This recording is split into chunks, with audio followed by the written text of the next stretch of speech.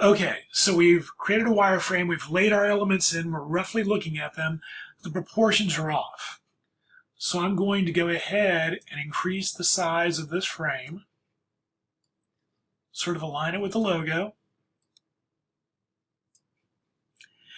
I'm going to move this up so you can see it within my video frame. You don't need to do this, but if you control click, you can see fitting.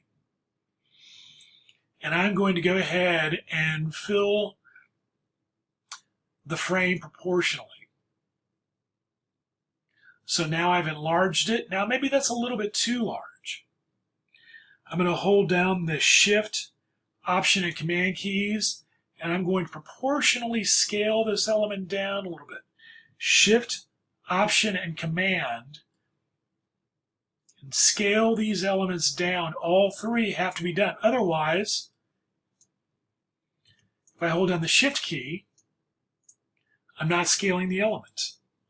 If I hold down the Option key, I'm not scaling the element. So Shift, Option, Command allows you to scale proportionally.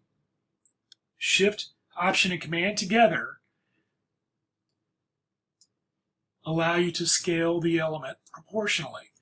And this element, because it bleeds off, it needs to go to the bleed line. This red line is the bleed line. It needs to go to that line. Okay, so now I'm going to go to these breadsticks, really huge. Now I'm going to center this.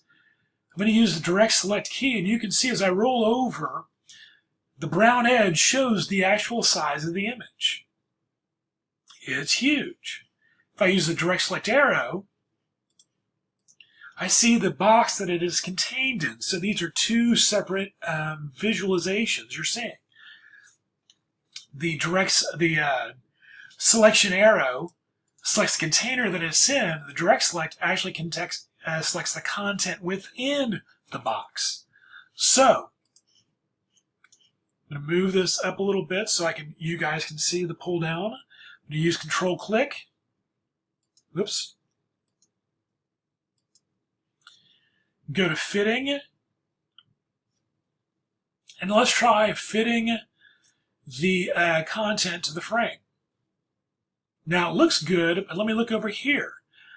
The effective PPI under Links, Link Info, shows two different things. I look up here with the direct select, and I see the proportions are off. The horizontal is 27% plus, and the vertical is 29% plus. I don't like that. That's non-proportional scaling. It may not look bad here, but it is a bad habit to get into. We do not want to do that. So I'm going to go ahead and just click on a higher number of 30%. And now, I look over here, the effective PPI is just one number, 1,000. That means that it's proportionally scaled. If I hold down the Shift key,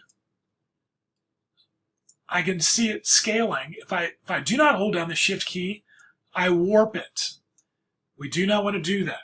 So Command Z, Command Z, Command Z, Command Z, Command Z, and then I'm back to where I was. I'll do a couple of arrow clicks, center a little bit, and that looks much better.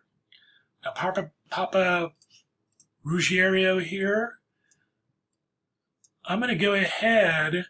We're going to go ahead and work with him a little bit.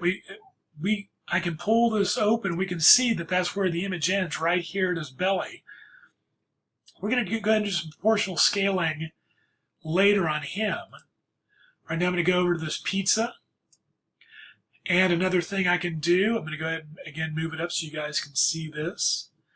I'm going to do Control Click, Fitting, and I'm going to go ahead and center the content.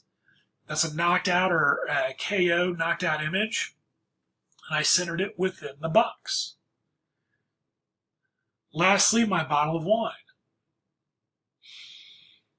So if I use the direct select arrow and I click on it and hold down the Shift key again, I'm seeing the effective size, the effective pixels per inch change.